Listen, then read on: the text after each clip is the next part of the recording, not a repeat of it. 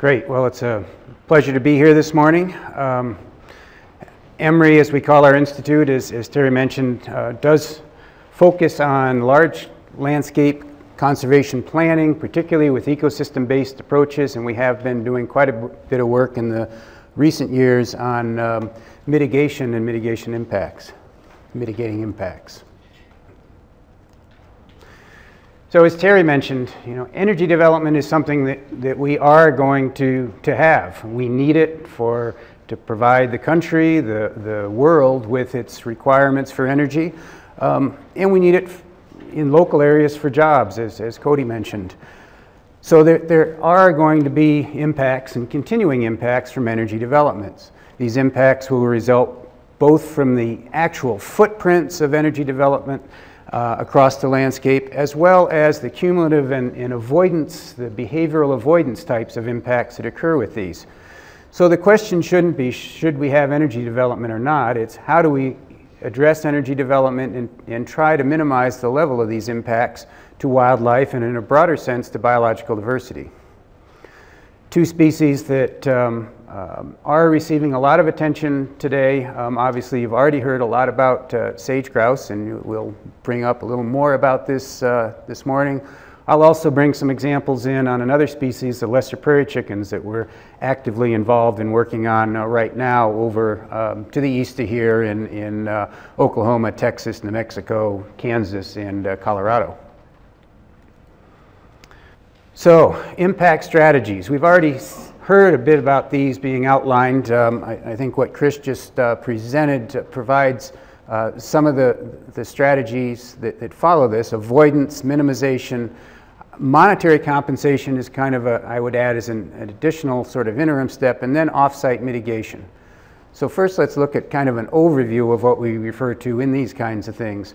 Avoidance, the idea is let's put energy development in ways that minimizes from its location the kinds of impacts that it's having on wildlife or biological diversity.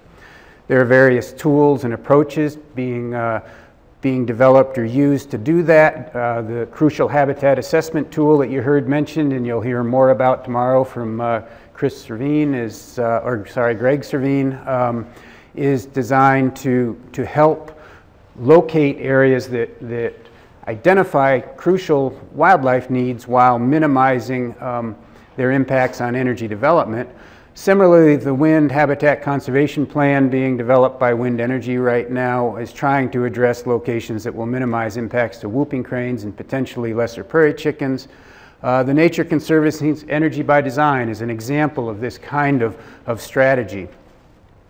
EMRI recently worked with the state of Oklahoma to develop a statewide conservation plan for lesser prairie chickens.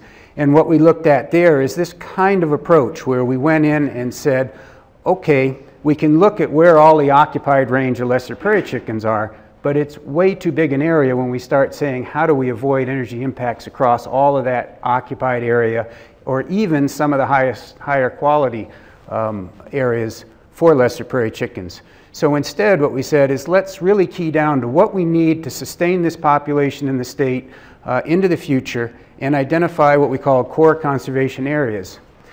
The idea of core conservation areas is let's use these to focus our conservation efforts, apply a majority of our conservation dollars to these areas rather than spreading them out across the whole range, producing what I termed random acts of kindness, where you can go out and spread your efforts all across the range and every single project potentially is good, but in aggregate it doesn't provide you the large blocks of habitat that this species needs.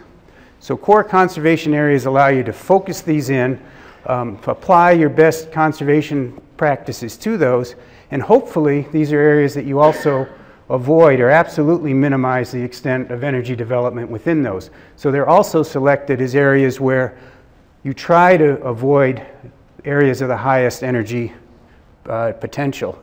That's not always possible, and in which cases the concerns of the species probably have to override some of those energy development desires. So avoidance is a key first step.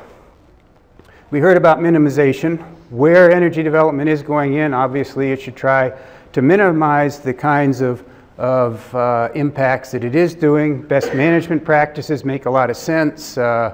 Reducing the size of footprints, we heard about directional drilling and such to do that, timing of activities, burying power lines. All of those are good steps to make sure that we minimize those impacts, but they're still going to occur.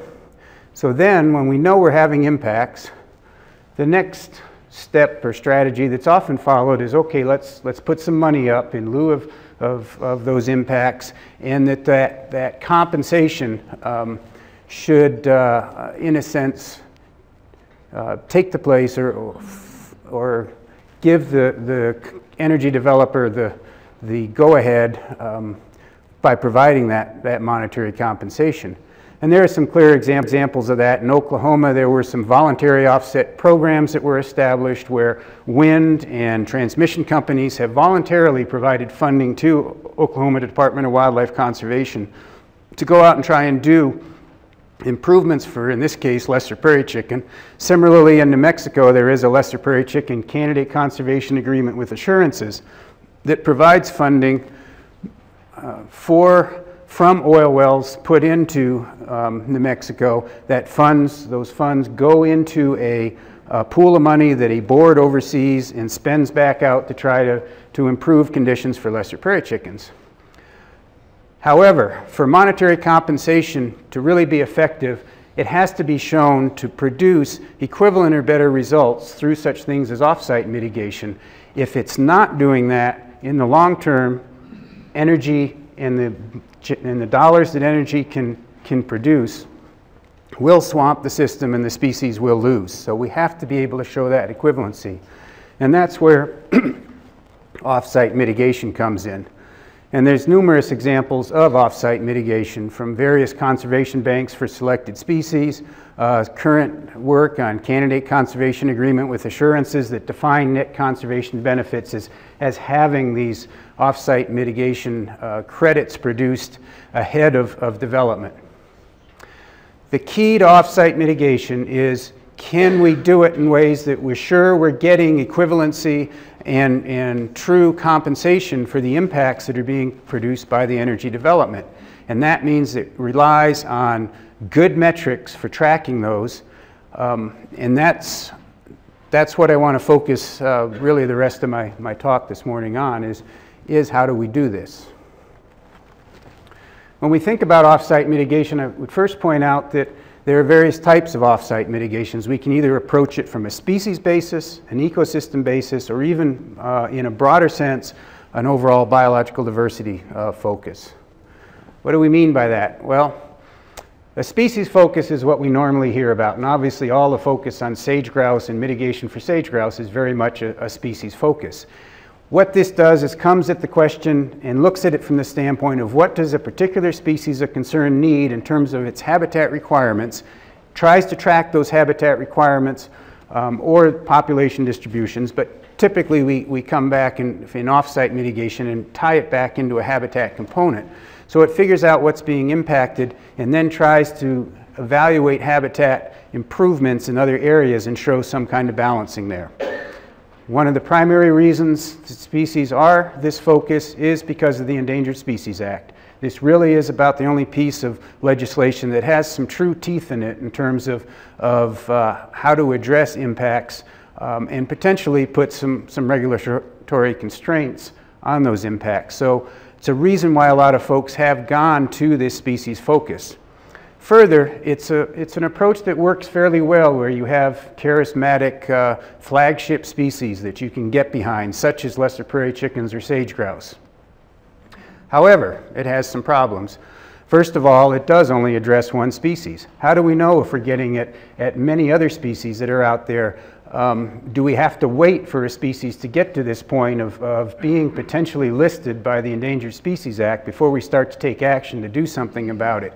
When we start to consider more than one species in an area, we often find that they have conflicting habitat needs, and we can't make sense out of how do you improve for one and at the same time you're potentially not improving things for another species. And further, it kind of says that everything revolves around these species, and it doesn't look at a real understanding of the habitat that's needed by these species, particularly in terms of What is it about that habitat?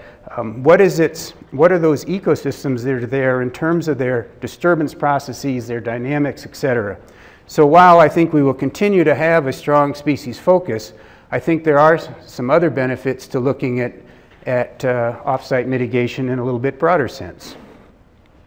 We can look at it from an ecosystem focus. And if you look at the Endangered Species Act, that act starts out saying the purposes of this act are to provide a means whereby the ecosystems upon which endangered species and threatened species depend may be conserved.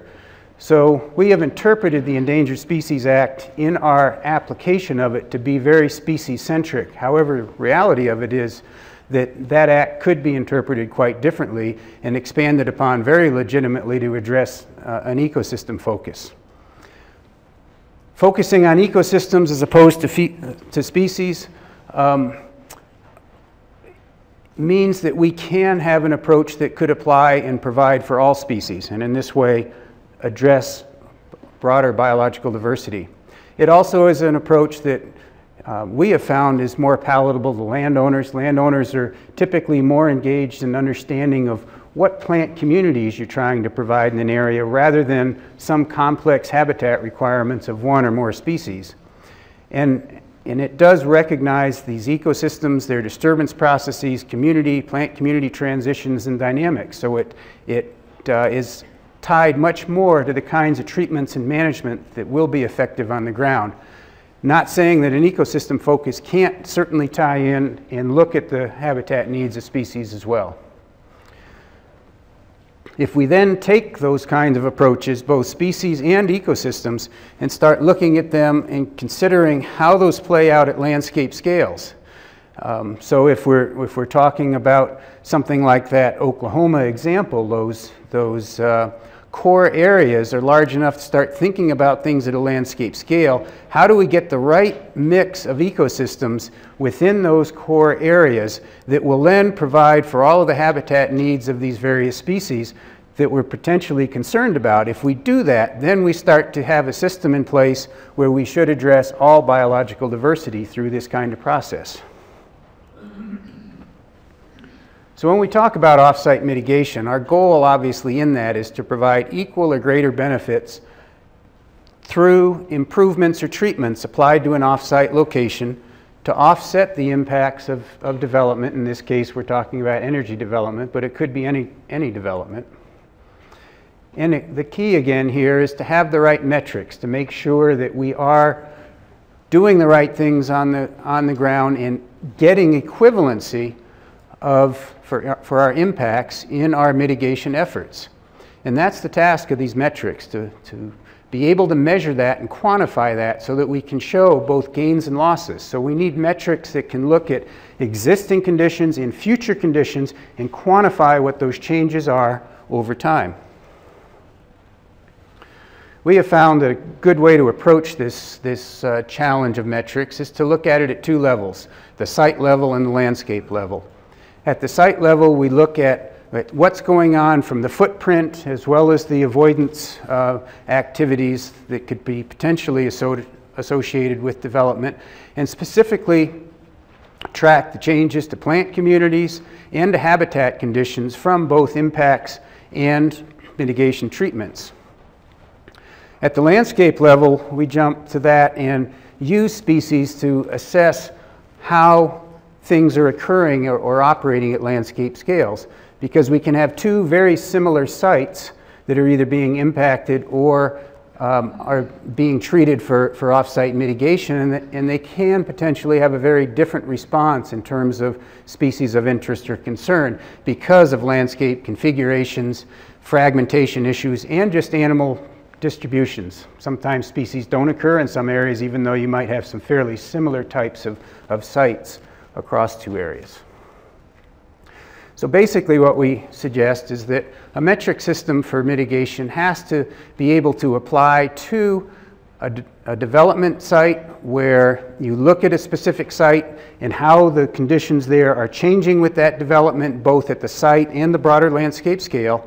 And then at a mitigation site, you similarly have to be able to track what the existing conditions are and how those change from existing to the future with treatment at both site and landscape scales.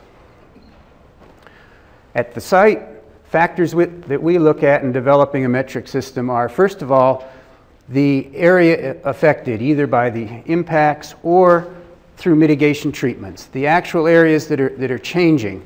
And the reason for that is acres typically become the underlying unit that we're starting to track in terms of habitat for that we're measuring, habitat of either an ecosystem or a habitat of a species.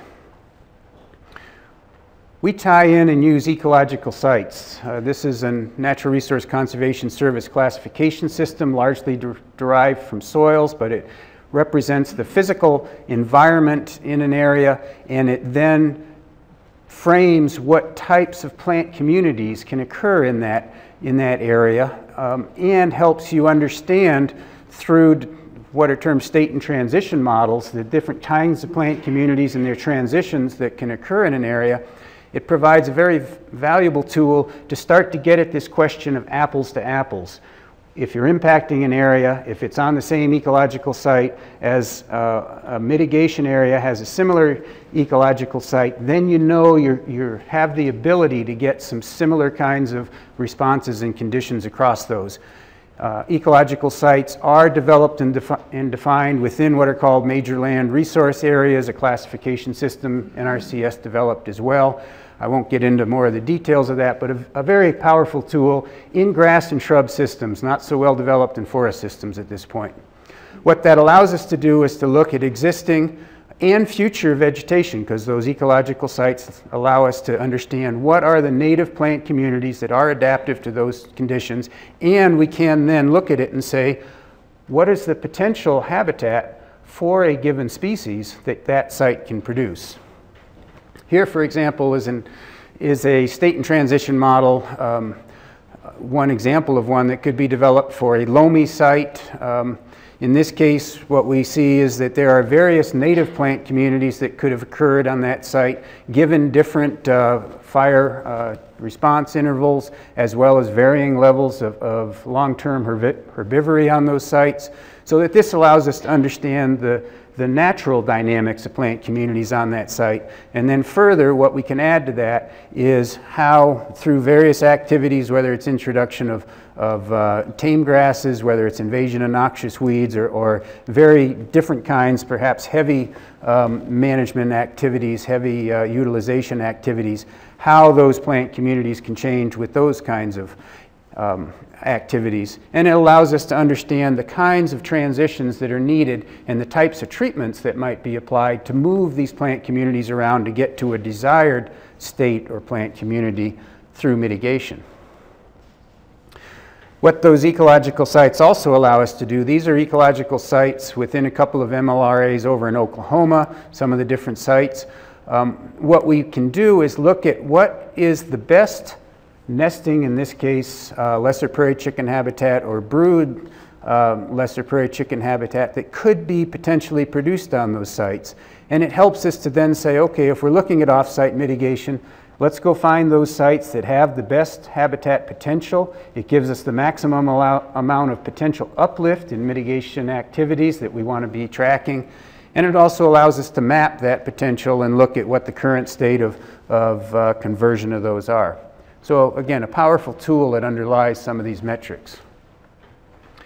At the site level, we can then go in and basically look at developing mitigation metrics in two ways. One, we can take an ecosystem-based approach to it, or two, we can take a species or habitat-based approach to it. And usually we do both of those in our efforts.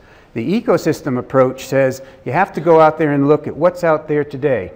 But in order to make sense out of what's out there today, you have to compare that to some kind of standard. Ecological sites allow you to identify the native plant communities that were there and to identify potentially those native plant communities that had the best or highest values for those species of concern, or those kinds of concerns that are trying to be addressed through that mitigation activity. So we can identify a reference community that we can then look at the existing conditions, identify what could be produced on that site, and for mitigation purposes then measure our progress towards producing those desired conditions on that site and quantify those. Further, we can apply habitat models for our species of interest and say, what are the current conditions in terms of habitat for that species, and what are the conditions that can be produced with our mitigation treatments. We then jump to the landscape scale, where we do rely on responses of various wildlife species to what is likely to be occurring at that broader landscape scale. And we apply, in this case, we develop habitat models for those species, and we apply them at appropriate scales for that species. So species with fairly small home ranges, you could look at perhaps just the site itself. Species with broader home ranges and movements like sage grouse, you have to look at a much broader landscape to try and understand what's going on and your net benefits from your activities. A project we completed this last year that Emory worked on tried doing mitigation treatments across 7 locations in sagebrush systems across the West, and we applied those treatments and did mitigation tracking in these. And we had a couple of them in Wyoming, 3 of them here in Utah that Terry helped us with, 1 in Idaho and 1 in California. I want to give a quick example of some of what we did at that Fidelity site, Fidelity Exploration and Production Company in northern Wyoming. This site was property owned by Fidelity that was outside of the primary operating area, so they were looking at it as a potential area for off-site mitigation. It did have 1 marginal sage-grouse lek on the site, but we thought it would be a good area to potentially track and try some mitigation. The primary problems we identified with that site, or how we could improve it, both from a habitat and an ecosystem basis, was it was being invaded by cheatgrass and field brome, not to a severe level, but certainly an increasing level. And we tried controlling of those species through a fairly broad-scale herbicide application, as well as having invasions of leafy spurge that we went in with a more intensive spot application, and then put into place a long-term grazing regime for that area. We broke it out into different ecological sites. Here, the primary 2 that we were focusing on were the loamy site and the shallow loamy site. We put out monitoring plots that we monitored both pre-treatment and post-treatment, and for several years post-treatment, and monitored the kinds of changes we were producing. Here, for example, is a shot that shows one of our plots pre-treatment with a pretty heavy level of field brome invading that site. Post-treatment, we were able to reduce that field brome down, increase the component of desired native grasses, and thus create an improvement on the site. This is another plot that did not have field brome on it. This is a pre-treatment. In a post-treatment, really no difference. So that, you know, the native community wasn't changed much, but so we had a bunch of variability across this area. What we did then was took measurements of the plant community and compared it to a description of a reference community that we developed. And for this area, we identified that the desired plant community we're really trying to restore across this area was that would be produced by relatively light herbivory. Certainly grazing is a part of the system, but that also had a relatively long fire return. In other words, sagebrush dominated, not an early successional post-fire response community. And we could describe that in quite a bit of detail, and we won't put all the detail up there, but we could describe all of the composition of the different plant species that we expected out there.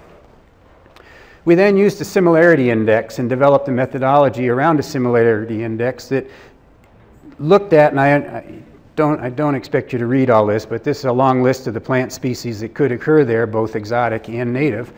And through that similarity index, we were able to track what the conditions were pre-treatment and how did they change over time with our treatment, and how then did it change that similarity score. How effective were we at moving that plant community towards its desired plant community?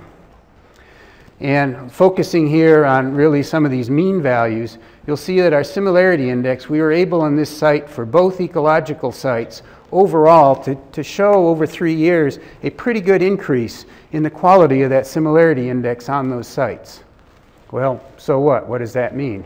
Well, when we look at that overall, we were able to extrapolate that to indicate that we reduced exotics from about 16% of the plant community to about 2%, and that equated to about an 11% improvement in the status of that plant community, which then, by multiplying that times the acres involved, we could say that we were producing 39 mitigation units for loamy sites and 83 units for shallow loamy sites, or a total of about 122 mitigation units, meaning sort of acres equivalent of improvement in the habitat conditions, in this case ecosystem-based, for that area. We also then converted that to what does that mean in terms of habitat quality for various different species. And we identified for this project 7 different sagebrush associated species that you can read across the top there. For the Fidelity site down here, all of those species applied except pygmy rabbits. What we did was developed habitat models for those species. We drove those models at the site level from the actual vegetation measures that we took, and so we could say, how would we improve that site for habitat characteristics of each of these 7 species? We further took that and applied it at landscape scales through modeling and developed models in 2 ways. First, we developed a model, in this case for sage thrasher, in which we took the treatment area and buffered it by 1 mile out, figuring that gave us a reasonable sized landscape relative to sage thrasher needs. And this is a habitat suitability map that just says for any given location was the quality of habitat there low to high. We had pretty good information of that on the treatment area. We relied on remote sensing in the outlying areas, which has its challenges. But at least that's a constant feature when you're monitoring this compared to where you have your actual good information on your treatment site. We then use a process we call habitat-based species viability that takes this map that tells you where various habitat quality is, but doesn't really tell you how the species is able to potentially utilize that, and converts it into potential home ranges that can then be rated low, medium, or high quality for each home range. And we're able to track that then pre and post treatment. And I won't go into the methodology for that or we'd be here another hour. And we did that for sage grouse. It looks a little different because we used a 5-mile buffer, for example, in sage grouse. It's not a real high quality area, as you can see over there for sage grouse, but it does support some. What we can then do at a landscape scale is aggregate all that information. This is for all of these, the 6 species that we were tracking at the Fidelity site, and we can look at how many home ranges did we estimate there were for those species at these different scales, pre-treatment for high quality, medium quality, or low quality, and then post-treatment, how did that change? And what you'll see here is that for species that we were able to really focus in on a relatively small landscape scale, like the sagebrush vole, we can show a pretty good response to our treatments and the improvement of that habitat. When we get down here to sage grouse and we start looking at an area that's 5 miles out and 1,700 acres and a relatively small change in vegetation conditions on 1,700 acres, really has no overall significant effect on what's going on with sage grouse.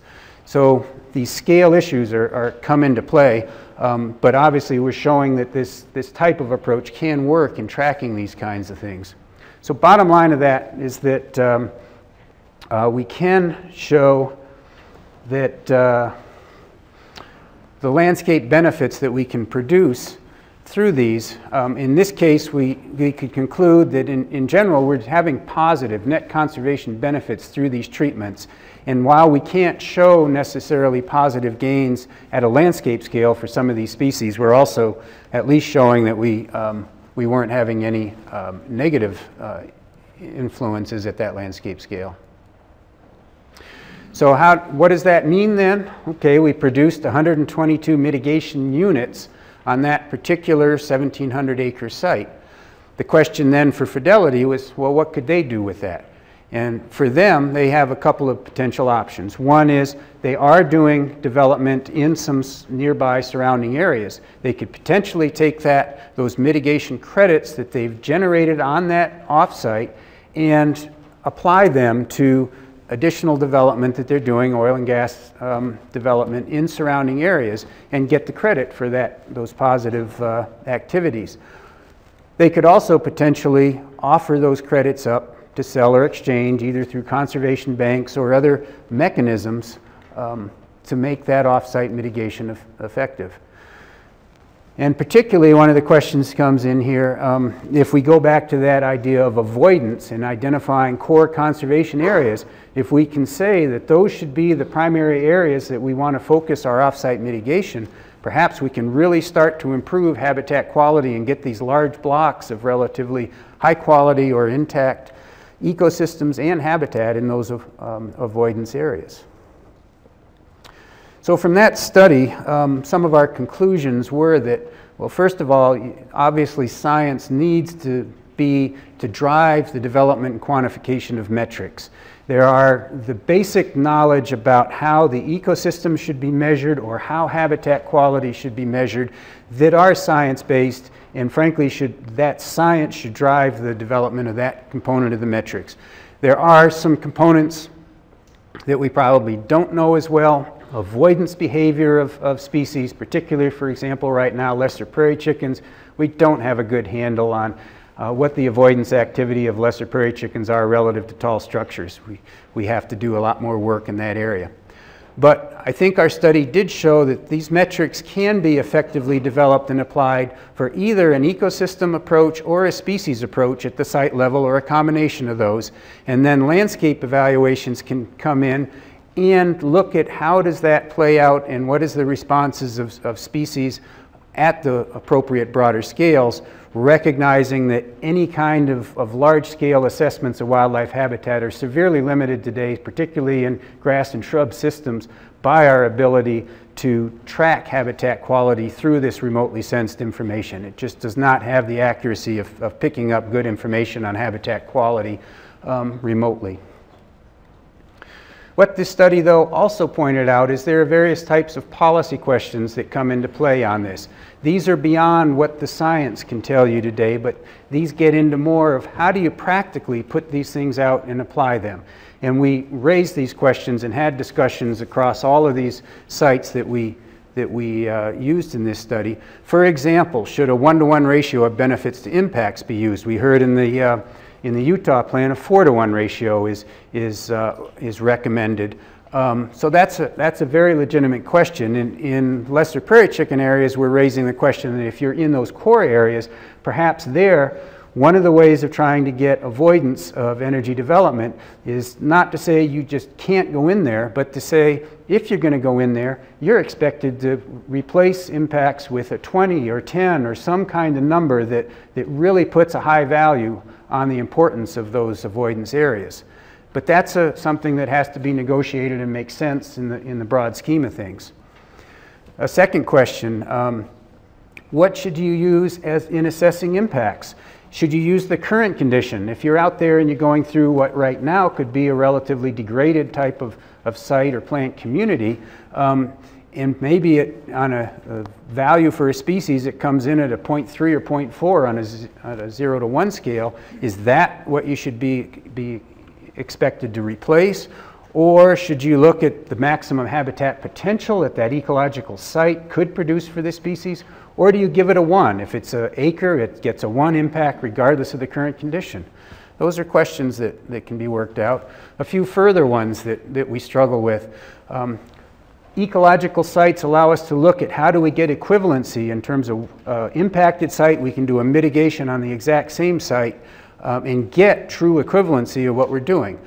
But that really adds complexity. So can we shift among those ecological sites? And if we do that, are we potentially not then improving some of the high quality sites, or what? There's some real questions there.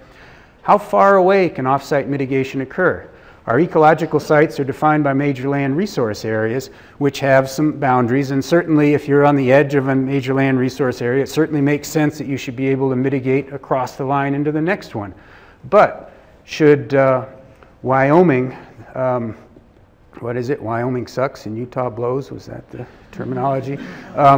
If Wyoming said, let's we're going to mitigate for our impacts in Wyoming, and we're going to do our mitigation all in Nevada. Is that fair? Probably not. That doesn't make a lot of sense. But so just how far can you go with these kinds of trade-offs?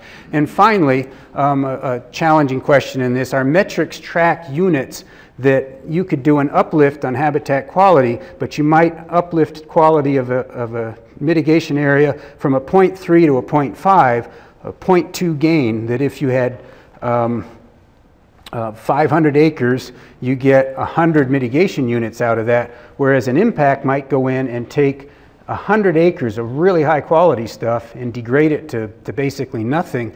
Is that little bit of increase over a large area equivalent to a significant impact of high quality on a much smaller area? Probably not, but we need to think those things through and come up with those kind of answers. So I'm leaving you with this challenge that while I think there are metrics that can be developed and effectively applied, there's still a lot of these complexities that need to be dealt with in a broader context. So with that, I'd be glad to entertain a couple of questions.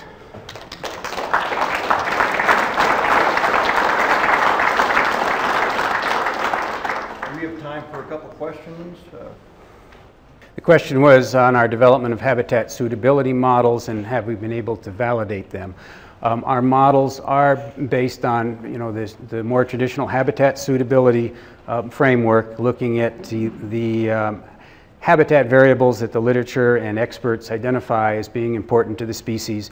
And no, we did not try and we did not have funding to go out and validate those. I agree entirely that to really be sure those models are working effectively, you should be at some place doing validation of the effectiveness of those models. Other question, Cody? Yeah, the question was this more of a biological challenge of getting the metrics and the treatments and all that, or more of a political challenge? And I think what we're showing here is I think the biology is there to do a fairly good job of moving this forward. I think there are policy questions that are going to make it challenging, but I clearly think the political arena is what's the biggest challenge of how do we get the right funding and the right engagement of energy industry to make sure that mitigation is being properly applied. Right, the question is on permanency of impacts versus mitigation. And first I would respond that not all impacts are permanent. Certainly oil and gas may come and go in an area, and in some cases we may look at impacts being a 20-year window, whereas others, a wind farm potentially could be a permanent impact. And certainly there are lasting effects of that. But on the flip side, that's one of the real questions that Fish and Wildlife Service is looking at, is they want assurances that if you do develop or do mitigation in an area, that it will be there for the long term. I acknowledge that we need to try to protect particularly these avoidance areas, and so things like purchase of easements is an important tool. How you weight then, if you buy an area and conserve it from development into the future, how do you weight that as a mitigation gain compared to actual improvements?